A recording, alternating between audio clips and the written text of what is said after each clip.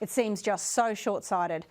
The flood of migrants, some 650,000 people that have come into the country, might be great for this year's figures, but it will no doubt cause some headaches in years to come because of our housing and infrastructure shortages, unless this government can get its head around decentralisation and the need to grow Australia's regions. How are they going on that front? That's a great question, Amanda.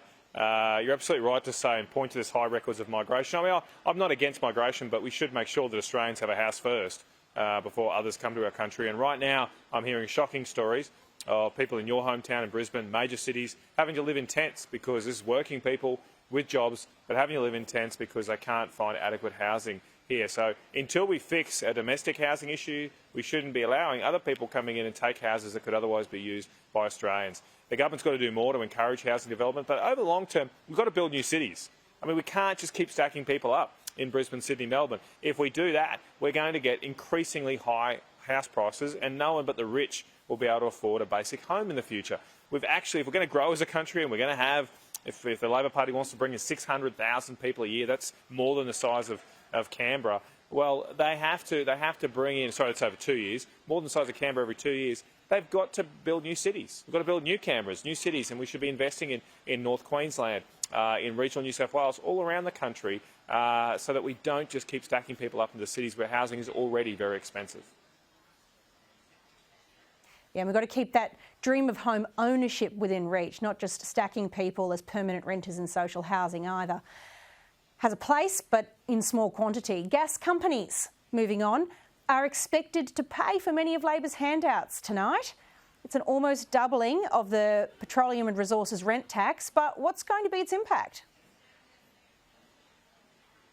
Well, look, I'll wait to see the detail on this one, Amanda.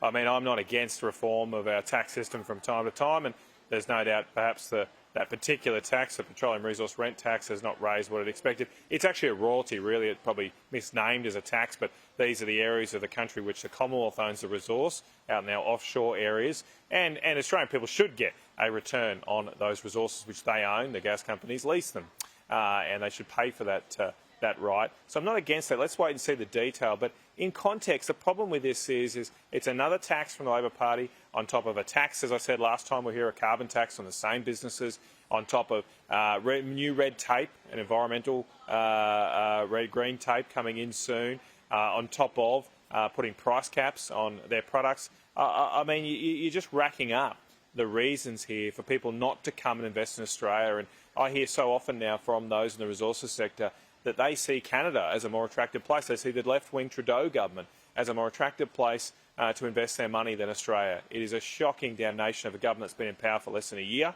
and we better hope they wake up to themselves soon, because, as I say, if we don't get that investment today, we're going to be much poorer tomorrow. And that cost of energy is going to keep creeping out of reach. Thank you so much for your time, Matt, and thank you for your advocacy for the regions.